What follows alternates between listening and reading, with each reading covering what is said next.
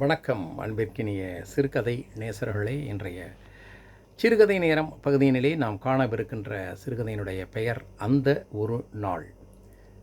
கதாசிரியர் சுபா அவர்கள் எழுதிய சிறுகதை. சுபா என்பது ஒரு நபர் அல்ல. டி சுரேஷ், ஏஎன் பாலகிருஷ்ணன் ஆகிய இருவரும் சேர்ந்து எழுதுகின்ற கதைகள் புனைபெயரில் இப்படி வெளியாகிறது. நான் முன்பு குறிப்பிட்டது போல கனா கண்டேன், அயன் போன்ற திரைப்படங்கள் சுபாவின் நாவல்களை தழுவி வெளியானவை. மற்றும் திரைப்படத்தினுடைய திரைக்கதையும் சுபா மற்றும் கேவி ஆனந்த் ஆகியோரால் எழுதப்பட்டது. மிகவும் திறமையான எழுத்தாளர்கள் இவர்கள். நாம் இப்பொழுது நேரடியாக கதைக்குள் செல்வோம் நேயர்களே. அந்த ஒரு நாள் கதாசிரியர் சுபா அவர்கள். ரயிலில் அவளை பார்த்தபொழுது அவன் வாழ்வில் அவ்வளவு பெரிய மாற்றங்களை அவள் ஏற்படுத்துவாள் என்று கருணா கொஞ்சம் கூட எதிர்பார்க்கவில்லை. ஜன்னல் ஓரத்தில் ஒரு கொக்கி போல் முடங்கி உட்கார்ந்திருந்தவள் டிக்கெட் பரிசோதகர் வந்தபொழுதுதான் முகத்தை முழுசாக காட்டினாள். 15 வயதின் பளபளப்புடன் செழுமையான கன்னங்கள் அவள் கை அழுத்திய இடங்களில் சிவந்து இருந்தன. அழுது சிவந்திருந்த பெரிய கண்கள் அவரை பார்த்ததும் சற்றே அச்சம் கொண்டு விரிந்தன. கால்களை இருக்கையில் இருந்து இறக்கினாள். அவள் உயர் ரக ஆடைகள் அணிந்திருப்பது புலப்பட்டது. டிக்கெட் இல்லை என்றாள் குரல் சிக்க. உடனடியாக டிக்கெட் பரிசோதகர் முகத்தில் தர்பாரில் அமர்ந்த அரசனினுடைய அதிகாரக்கலை. அபராதத்தோடு சேர்த்து 720 ரூபாய் கட்டணும், எடு என்று மடிப்பாக்கெட்டிலிருந்து ஒரு நசுங்கிய ரசீது புத்தகத்தை அவர் கையில் எடுத்தார். என்கிட்ட சுத்தமாக காசு இல்லை என்று முனகினாள். என்னம்மா, உங்ககிட்ட நம்ம கடன் கேட்ட மாதிரி கையை விரிக்கிற? எந்திரி, அட எந்திரிங்கிறேன். அவள் மிரண்டு எழுந்தபோது கால்கள் துவண்டன. ஜன்னல் கம்பியை பிடித்து நிதானித்தாள். உதடுகள் நடுங்கின. Sorry sir. இந்த தடவை மட்டும் அவளை வாக்கியத்தை முடிக்க விடாமல் குறைத்தார். இந்த பார், அப்படி இந்த வாச பக்கத்தில் போய் நில்லு. அடுத்த ஸ்டேஷன் வந்தோன்னா ரயில்வே போலீஸ் ஸ்டேஷன் ஒப்படைக்கிறேன். உதடுகளை கவ்வி அடக்க பார்த்ததும் அந்த அழுகையில் முகமே கோரமானது. இமைகளின் விளிம்புகளை உடைத்து கண்ணீர் திரண்டு வழிந்தது. அந்த கணம்தான் கருணா பேசினான்.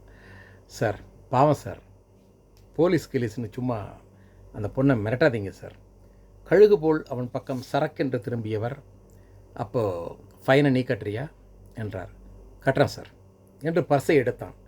அவளை பார்த்து, நீங்கள் உட்காருங்க என்று கண்களால் சொன்னான். ஏடி மச்சி, ஷூ எதுக்குடா வம்பு என்றான் சிவா.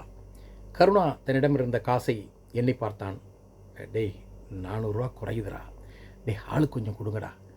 ஷூ சொல்ல சொல்ல ஏண்டாம் அப்படி பண்ணுறான் என்று பார்வையால் அடுத்திருந்த முத்துவை பார்த்துவிட்டு சிவா 100 ரூபாயை எடுத்து கொடுத்தான். முத்துவும் கோவிந்துவும் மிச்சத்தை கொடுக்க டிக்கெட் பரிசோதகர் உட்கார்ந்து ரசீது எழுதி கழித்தார். இதே ஒரு கிழமை மாட்டிருந்தா காசு கொடுப்பீங்களா தம்பி என்று கேட்டு எழுந்து போனார். தேங்க்ஸ் என்றாள். நீங்கள் போய் முகத்தை கழுவிட்டு வாங்க என்றான் கருணா. மறுபேச்சு சொல்லாமல் எழுந்து போனாள். டேய் ஷோ, ஏண்டா யார் என்னென்னு தெரியாமல் எதுக்குடா அப்படிலாம் ஹெல்ப் பண்ணுற நீ? டேய், தீவிரவாதிகளாக இருக்கிறவங்க கூட நிறைய பேர் அழகான பொண்ணு தான் தெரியுமா உனக்கு? ஷோ, மெதுவாக பேசுங்கடா, அவள் காதில் விழ போகுது. மச்சி, லக்கேஜி இல்லை, ஓடி வர சொல்லிட்டு யாரோ லவரோட கணக்கு பண்ணி வந்திருக்கா போல இருக்குது. லவரு கழட்டி விட்டுட்டு போயிருப்பான். ஐயோ, வாராடா, அவள் பேசாமல் வாயை மூடிட்டு சும்மாறான். அதே ஜன்னல் ஓர இருக்கையில் உட்கார்ந்தாள். முகம் கழுவியதில் பளிச்சென்று இருந்தால் பேசும் பெரிய கண்கள், வடிவமான புருவங்கள், பூச்சு இல்லாத ரோஜா நிற இதழ்கள் அவர்களை பொதுவாக பார்த்து புன்னகைத்தாள். நீங்கள் எங்கே போகணும் என்றான் சிவா.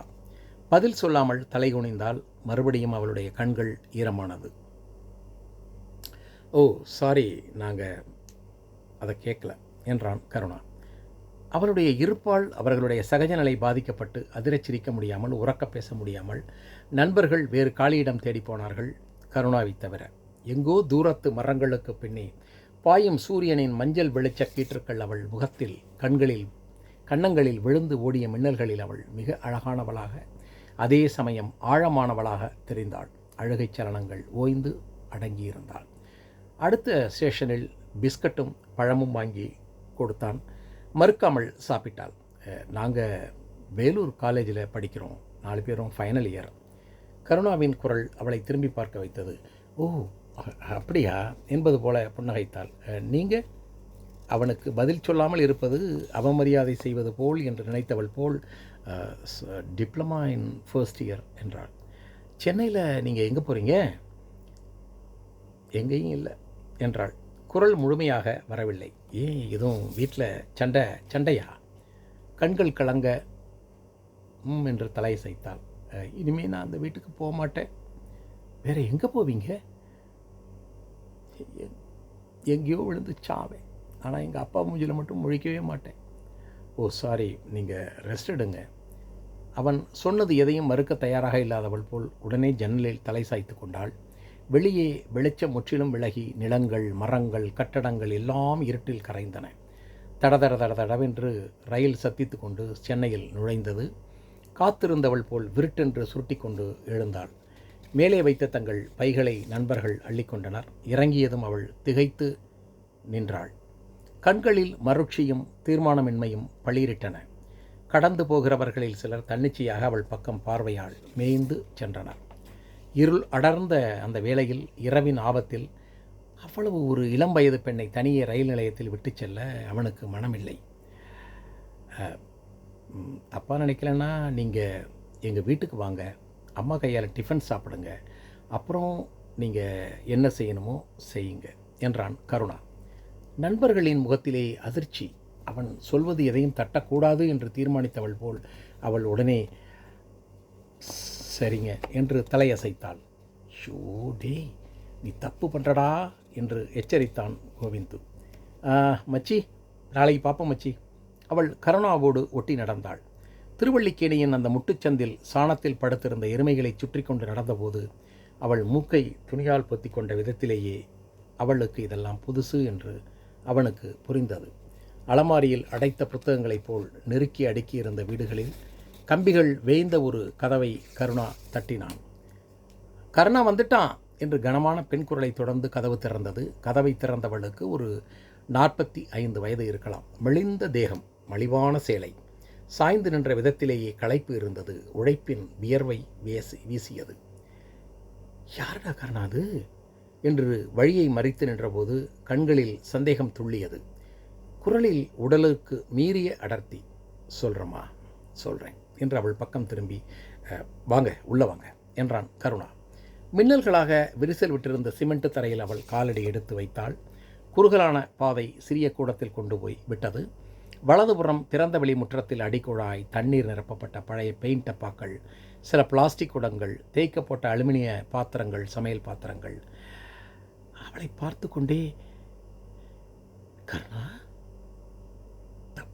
தப்பா எதுவும் பண்ணலையே கருணா என்று அம்மா கேட்க, அந்த குரல் எட்டியோ என்னவோ பின்கட்டில் ஏதோ ஒரு கதவு திறந்து 2 தலைகள் வெளியே நீண்டன. யாரு? கருணாவா? எப்போ தம்பி வந்த என்று கேட்டுக்கொண்டு ஒரு கனமான பெண்மணி நைட்டி பொருள வந்தாள். அவன் நலம் அறிவதை விட நாட்டு நடப்பதை அறிவதில்தான் அவள் ஆர்வம் என்பது போல் கேள்வி கருணாவுக்கு ஆனதாக இருந்தாலும் பார்வை புதிதாக வந்தவளையே பிராண்டியது. இப்போதாங்க வந்தேன் என்று புன்னகைத்து விட்டு இவள் பக்கம் திரும்பி, நீங்கள் உள்ளே போய் உட்காருங்க என்று பாதி திறந்திருந்த கதவை காட்டினான். உடனடியாக அவள் கதவு திறந்து உள்ளே போய் மறைந்தாள். அந்த சின்னஞ்சிறிய அறையில் ஜன்னல் ஓர இரும்பு நாடா கட்டிலில் படுத்திருந்தவரின் கண்களில் பொங்கிய குழப்பத்தை பார்த்தபடி அவள் என்ன செய்வது என்று புரியாமல் திகைத்து நின்று கொண்டிருந்தாள். கருணாவை பார்த்ததும், உங்களுக்கு நான் ரொம்ப தொந்தரவு கொடுக்குறேனா என்றாள் குரல் நடுங்க. நோ, அதெல்லாம் ஒன்றும் இல்லை, உங்கள் வீடு மாதிரி நினச்சிக்கங்க. இது எங்கள் அப்பா என்று அவரை நெருங்கி அவர் நெஞ்சை மெல்ல நீவி கொடுத்தான். அவர் கண்களில் கேள்விகள் இருந்தனவே தவிர எதுவும் பேசவில்லை. அறை வாசலில் நிழலாடியது. கருணா, நெஞ்சில் நெருப்பள்ளி கொட்டிடாதரா என்று அவன் அம்மா நடுங்கும் குரலில் சொன்னாள். ஷோ மா, இவங்க பேர் கூட என்னன்னு எனக்கு தெரியாதம்மா. என் பேர் சரண்யா, வீட்டிலே கோச்சிட்டு வந்துட்டேன் என்றாள் அவள் சன்னமான குரலில். அவனுடைய நிலையை தெளிவு செய்வதற்கான அவசரம் அதில் இருந்தது. அம்மா, 2 பேருக்கும் பசிக்குதுமா, சாப்பிட்டுக்கிட்டே மிச்சத்தை பேசலாமே. சரண்யா முற்றத்தில் இறங்கினாள். அங்கிருந்து தேய்ந்த சோப்பை பயன்படுத்த மனது இல்லாமல் தண்ணீர் அரைந்து முகம் கழுவி கை கால் கழுவி அவள் திரும்பியதும் கருணா உலர்ந்த துண்டு ஒன்றை நீட்டினான். முகத்தில் அழுத்திய போது அதில் வெயிலின் வாசம் இருந்தது. கூடத்து அலமாரியிலிருந்து அவன் தையல் இலைகளை எடுத்து போட்டான். சுட சுட இட்லியும் கரைசலான தேங்காய் சட்னியும் அமுதமாக இருந்தன. அம்மா, இவங்கள நம்ம கோகிலான்னு நினச்சிக்க. ரயிலில் பார்த்தேன். தனியாக நைட்டில் விட்டுட்டு வர்றதுக்கு மனசு இல்லை. உடனடியாக அவன் அம்மாவின் முகத்தில் நிம்மதி வந்தது. இன்னும் கொஞ்சோண்டு சட்னி வச்சுக்க கண்ணு என்று கண்களில் பாசம் பொங்கியது. அவள் அடுத்ததை எடுத்து வர அடுப்படிக்கு போனதும், கோகிலாங்கிறது யார் என்றாள். அது தங்கச்சி செத்து போயிட்டா. அவள் அதிர்ந்து போக, சாரி, நீங்கள் சாப்பிடுங்க என்றான். கையை நவுத்து இன்னும் ரெண்டு வச்சுக்கமா என்று இலையில் வைக்கப்பட்ட இட்லிகளை அவள் கண்ணீருடன் பார்த்து, இவ்வளோ சாப்பிட்டா நான் இட்லி சாப்பிட்டதே இல்லைங்க என்றாள். அம்மாவை நான் சமாளிச்சுப்பேன். சொல்ல வேணான்னு நினச்சா எதையும் சொல்ல வேண்டாம். அவள் கண்கள் கலங்கின. உங்ககிட்ட நான் சொல்ல போகிறேன். மொட்டை மாடியில் காற்று அள்ளி கொண்டு போனது. காரை பெயர்ந்திருந்த நிலா உச்சத்தில் உலா நகர்ந்தது. கண்ணு, அழுவக்கூடாது. எதுவாக இருந்தாலும் சரி, பண்ணிடலாம். கருணாவின் அம்மா அவள் தலையை கோதிவிட்டாள். சரண்யா துப்பட்டா அவள் கண்களை மூக்கை துடைத்து நிமிர்ந்தாள். எங்கள் வீடு நரகம். அப்பாவுக்கு 6 மெடிக்கல் ஸ்டோர் இருக்குது. அமோகமான பிஸ்னஸ் இருக்குது. கட்சியில் வேறு செல்வாக்கு இருக்குது. மினிஸ்டர்லாம் வந்தால் எங்கள் கெஸ்ட் ஹவுஸில் தான் தங்குவாங்க. அம்மா அழகாக இருப்பாங்க. சில கணங்கள் தயங்கினாள். தீர்மானமாகி தொடர்ந்தாள். அம்மாவுக்கு எங்கள் டிரைவர்கிட்ட கொஞ்சம் மயக்கம். 1-2 தடவை எங்கிட்டயே மாட்டியிருக்காங்க. அப்பாட்ட சொல்லாதன்னு அழுதுருக்காங்க. அந்த சமயத்துலலாம் நான் உடஞ்சி போயிட்டேன். ஆனால் யார்கிட்ட என்னால் சொல்லி அழ முடியும்? எப்படியோ அப்பாவுக்கு தெரிஞ்சு போச்சு. வீடு ரணக்கலமாச்சுது. அம்மாவுக்கு மட்டும் அடி விழுந்து நெத்தியில் 7 தையல். அந்த டிரைவர் ஓடி போயிட்டான். ஆனால் 2 நாளில் ரயில் தண்டவாளத்தில் செத்து கிடந்தான். தற்கொலைன்னு சொல்லி கேஸை க்ளோஸ் பண்ணிட்டாங்க. ஆனால் அப்பா தான் ஆளை வச்சு கொலை பண்ணிட்டாருன்னு அம்மா அழுதாங்க. அந்த சாவுக்கு நான் தான் காரணம். அவங்கள நான் தான் மாட்டி விட்டேன்னு அம்மா நினைக்கிறாங்க. என்னை பார்த்தாலே எரிச்சலும் வெறுப்பும் கோபமும் அவங்களுக்கு பொங்குது. மூச்சை இப்பொழுது சீர்படுத்தி கொண்டு தொடர்ந்தாள். அப்பா வேறு மாதிரி டார்ச்சர். நீ யாருக்கடி பிறந்த என்று என் தலைமுடியை பிடிச்சு செவுத்தில் மோதுறார், அடிக்கிறார். தினக்கும் இதே நரகம். என்னால் வாழ பிடிக்கலை. எனக்கு சாகவும் முடியாமல் நான் கிளம்பி ஓடி வந்துட்டேன். அவள் தன்னை நிலைப்படுத்தி கொள்ளும் வரை பொறுத்திருந்து அம்மா கேட்டாள். வந்துட்ட சரி, ஆனால் நீ என்னம்மா செய்ய போகிற? அவளிடம் பதிலில்லை. நான் சொன்னால் கேட்பியா? வீட்டுக்கு போ. வயசுக்கு வந்த பொண்ணு சொல்லாமல் கொள்ளாமல் வந்தா தப்பு கண்ணு. வீட்டில் இருக்க பிடிக்கலைன்னா ஹாஸ்டலில் சேர்ந்து படி. எந்த ஊருன்னு சொன்ன? எங்கள் அப்பா யார், பேர் என்னெல்லாம் கேட்காதீங்க. 2 நாள் எங்கேயாவது நிம்மதியாக தங்கிட்டு நான் வீட்டுக்கு போயிடுறேன் ப்ளீஸ். சின்ன குடும்பம் அது கருணா. வசதியாக வாழ்ந்த பொண்ணாக தெரியுது. நம்ம வீட்டில் கக்கூசு கூட வாசப்பக்கம் இருக்குது. சினேகா படிக்குதே, அந்த ஹாஸ்டலில் நான் கொண்டு விட்டுறேன். இல்லை ஆண்டி, நான் உங்கள் வீட்டிலே நான் ஓரமாக படுத்துக்கிறேன் ப்ளீஸ்.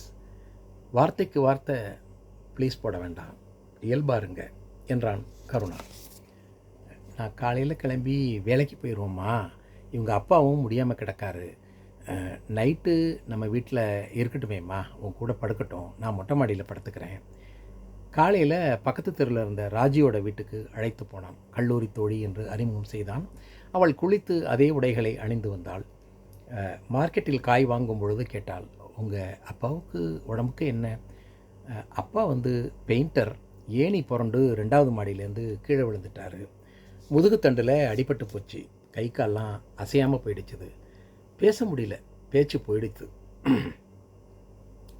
அம்மா தான் எல்லாம் பண்ணி அவரை காப்பாற்றிட்டு வராங்க. 4-5 ஆஃபீஸில் போய் பெருக்கி தொடச்சி பாத்ரூம் கழுவி தண்ணி பிடிச்சி வச்சு அம்மா கொண்டு வர்ற பணத்தில் தான் எங்கள் குடும்பமே நடந்துக்கிட்டு இருக்கு. ஒரு நல்லவர் என்னை படிக்க வச்சுக்கிட்டு இருக்கார். கேம்பஸில் ஐடி கம்பெனியில் நான் செலக்ட் ஆகிட்டேன். இன்னும் ஒரு 6 மாதத்தில் எல்லா பிரச்சனையும் தீர்ந்துடும். டிகிரி வாங்கிறதுக்காக காத்துக்கிட்டு இருக்கேன். வீட்டை நெருங்கிய போது கேட்டான், உங்கள் வீட்டில் உன்னை தேட மாட்டாங்களா? தேடட்டும், தேடி தவிக்கட்டும். இல்லைம்மா, அப்பாவுக்கு ஃபோன் பண்ணி ஒரு வார்த்தை பேசிட்டா நல்லது இல்லையா? அவங்கள மறந்து ஒரு நாள் நிம்மதியாக இருக்கனே ப்ளீஸ். அவன் முகத்தில் அதற்கான ஆமோதிப்பு இல்லாததைக் கண்டு, இப்போ பேசுனாக்கா என்னுடைய நிம்மதி போயிடும், ஈவினிங் பேசுகிறேனே. நிச்சயமா. சுகுணாவின் முகத்தில் புன்னகை வந்தது. அவளை பல்கலைக்கழக நூலகத்துக்கு அழைத்துச் சென்றான். அண்ணா நினைவிடம் சுற்றி காட்டினான். புதிய சட்டசபை வளாகத்தை தூர இருந்து விளக்கினான். நான் இவ்வளோ சந்தோஷமாக எப்போவுமே நான் இருந்தது கிடையாது என்றாள் லேசான கண்களில் நீருடன். உங்களை பாரமாக நினைக்கிறதா நினச்சிடாதீங்க. தப்பாக நினைக்கலன்னா நான் ஒன்றும் சொல்லவா? அவள் முகத்தில் தெளிவு தெரிந்தது. தவிக்க விட்டது போதும், வீட்டுக்கு போகலான்னு நானும் நினச்சேன். அவன் முகம் வளர்ந்தது. ரொம்ப புத்திசாலித்தனமான முடிவு. அப்பா கிட்ட பேசிட்டிங்கன்னா ஊரில் நானே கொண்டு போய் விட்டுடுறேன். லஞ்ச் முடிஞ்சோன்னே அப்புறமா நான் பேசுகிறேனே. சாப்பாட்டு நேரம் வீட்டுக்கு அழைத்து வந்தான். சந்து முனையில் ஜீப் நின்றிருந்தது. அவன் வீட்டு வாசலில் போலீஸ் தலைகள் தெரிந்தன. எல்லா ஜன்னல்களிலும் வம்பு பேசும் முகங்கள் தென்பட்டன. அம்மாவின் கூக்குரல் தெரு முனை வரை கேட்டது. பதறிக்கொண்டு ஓடினான். வீட்டு வாசலை மிதித்தபோது புளேர் என்று கன்னத்தில் அறைபட்டான். அந்த வேகத்தில் படி பிசகி மல்லாந்து கீழே விழுந்தான். அரைந்த போலீஸ்காரரின் கை சிவந்தது. அவன் பார்வையிலே பொறி பறந்தது. சார், நாய் வந்துடுச்சு சார் என்று அவர் உள்ளே பார்த்து குரல் கொடுக்க, ஒரு சப் இன்ஸ்பெக்டர் வேட்டையாடும் வேகத்தோடு வெளியே வந்தார். ஐயோ என்று ஓடி வந்த சரண்யாவை பெண் போலீஸ் அணைத்து நிறுத்தினாள். கருணா, நான் வேலை செய்கிற இடத்துல வந்து அசிங்கம் பண்ணிட்டாங்கடா, உன்னை பற்றி என்னென்னமோ சொல்கிறாங்கடா என்று அம்மா தலையில் அடித்து கொண்டு கதறினாள். கருணாவுக்கு பார்வை மசமசத்தது. தரையில் கை ஊன்றி மெல்ல எழுந்தான். ஏண்டா, மைனர் பொண்ணை கடத்திட்டு வந்து வீட்டில் வச்சுக்கிட்டா எங்களால் கண்டுபிடிக்க முடியாதுன்னு நினச்சியா? சார் சார், இது கடத்தலாம் இல்லை சார், நானாக தான் சார் வந்தேன், அவங்க பேரில் எந்த தப்பும் இல்லை சார் என்று சரண்யா அழுதாள். செல்வி, அவளை ஸ்டேஷனுக்கு அழைச்சிட்டு போ.